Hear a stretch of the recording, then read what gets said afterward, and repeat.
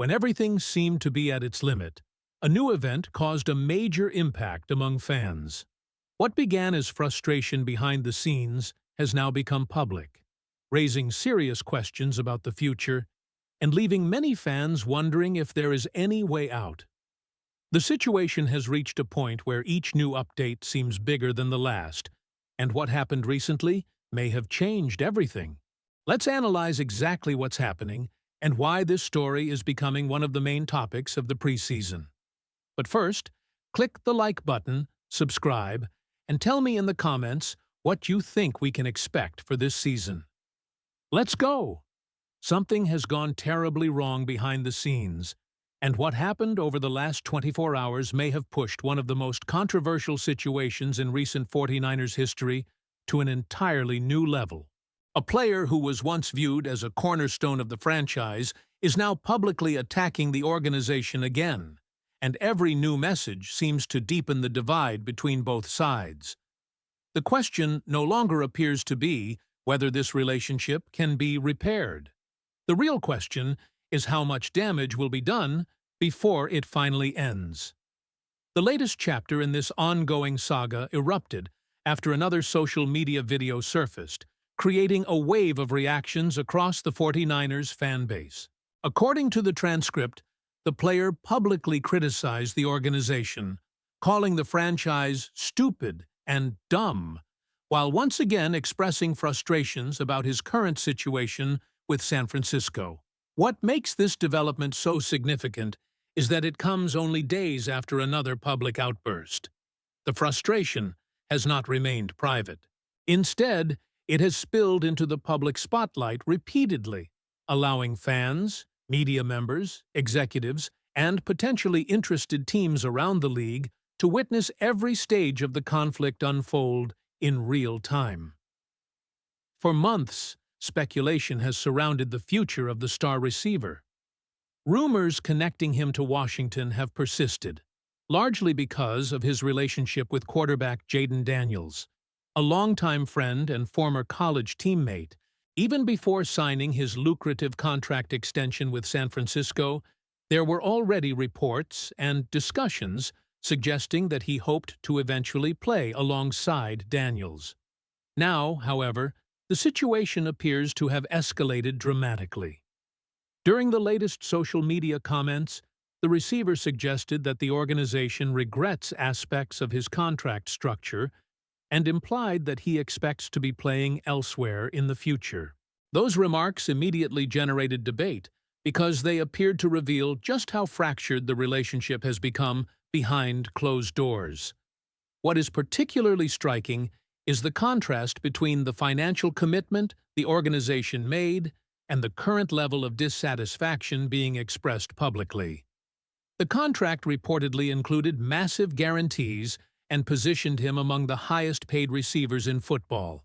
Yet despite receiving that commitment, the tension between both sides has seemingly continued to grow rather than disappear. The timeline makes the situation even more complicated. After difficult negotiations, the organization eventually agreed to a deal worth approximately $30 million per year, with significant guaranteed money attached. At the time, many believed the contract would end months of uncertainty and allow both sides to focus entirely on football. Instead, the relationship appears to have deteriorated even further. Another major factor looming over this story is health. The receiver has not played since suffering a devastating knee injury that included ACL and MCL damage, along with additional structural issues. Recovering from such an injury is already one of the most difficult challenges any NFL player can face. Simultaneously managing contract disputes, public criticism, and trade speculation only increases the pressure. Around the league, front offices constantly evaluate not only talent, but also stability, leadership, and long-term reliability. Any team considering a future move would naturally analyze every aspect of the current situation. That includes health, performance, contract expectations, and public behavior. Meanwhile, the 49ers themselves cannot completely escape responsibility for how events unfolded. The negotiations dragged on for an extended period. The receiver openly questioned whether the organization truly wanted him. Market prices for elite wide receivers continued rising during the process. Eventually, both sides reached an agreement, but the emotional scars from that negotiation period may never have fully healed. What fans are witnessing now is the result of years of tension reaching the surface all at once. The frustration appears genuine. The anger appears real. And with every new social media post, the possibility of a peaceful resolution seems to become more distant. At this stage, one thing is becoming increasingly clear. This is no longer simply a contract story. It has become a story about trust, relationships, communication, and whether either side still believes a future together is possible. The most fascinating part may be what happens next. Will the organization continue to remain patient? Will the player step away from social media and allow the situation to cool down? Or are both sides moving inevitably toward a separation that many around the NFL have anticipated for months? What do you think? Can this relationship still be repaired, or has the damage already gone too far? Let me know your thoughts, and if you're following every development surrounding this story, stay tuned, because there is much more to unpack. As this story continues unfolding, there's another angle that makes the entire situation even more concerning for the player involved. It's not just what he's saying anymore, it's the timing of everything. The reality is that NFL teams are constantly evaluating risk. Talent has always been important, but talent alone doesn't guarantee opportunities.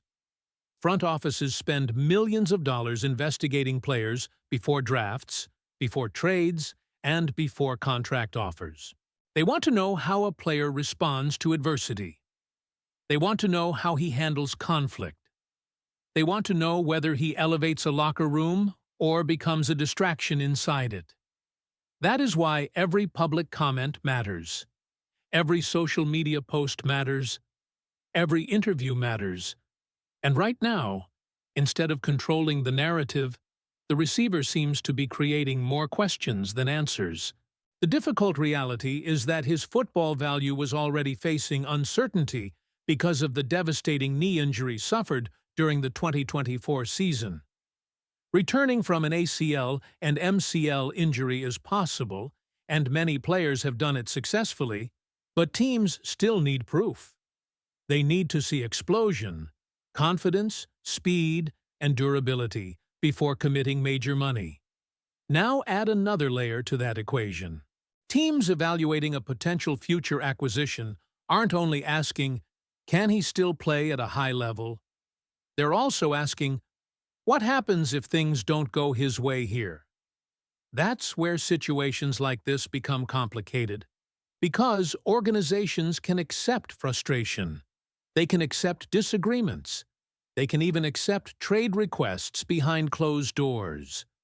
What teams generally dislike is public conflict that repeatedly becomes headlines. And according to the discussion in the transcript, there is growing concern that each new public statement may actually be damaging the player's leverage instead of increasing it. What's interesting is that examples around the NFL show a very different approach often produces better results. Players who quietly communicate their desires through agents and private discussions frequently receive cooperation from their organizations. Teams are much more willing to help facilitate trades or fresh starts when relationships remain professional throughout the process. The transcript specifically referenced situations where players and organizations mutually agreed to move on without creating public battles, allowing both sides to preserve goodwill and maximize value. That is what makes the current situation so fascinating. Because at one point, there appeared to be a path where both sides could have eventually gone their separate ways while maintaining mutual respect. Today, that path seems much less clear. Meanwhile, inside the 49ers organization, life continues moving forward. The team is preparing for training camp. Young receivers are competing for opportunities. Veterans are returning from injuries. The coaching staff is evaluating roster battles. And every day that passes without a resolution only fuels more speculation about what the future holds. One of the biggest questions now is whether the organization has already started planning for life without him. That may sound extreme, but NFL teams are always preparing contingency plans. They have to.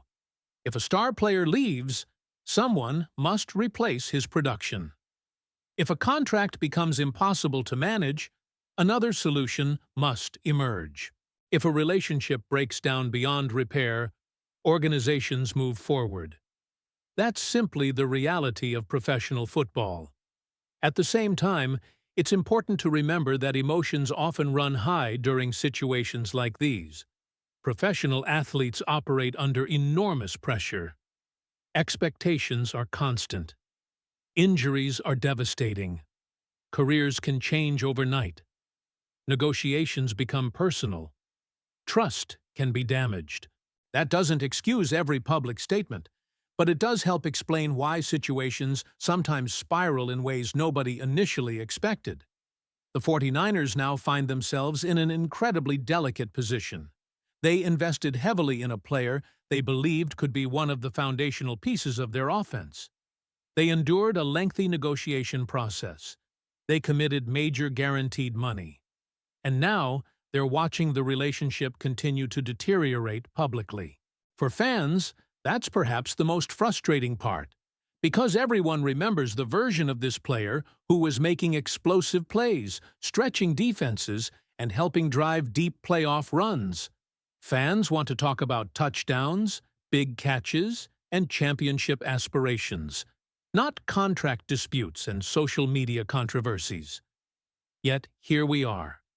And unless something changes dramatically, this story may only become bigger as training camp approaches. The silence from the organization, the public comments from the player, the uncertainty surrounding his future, the injury recovery. All of it is creating one of the most intriguing storylines of the entire offseason. The biggest question remains unanswered.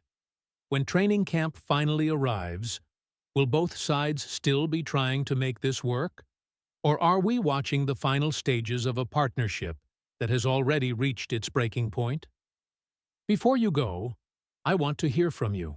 If you were running the 49ers, what would you do? Would you try one last time to repair the relationship? Or would you start looking for a way to move on?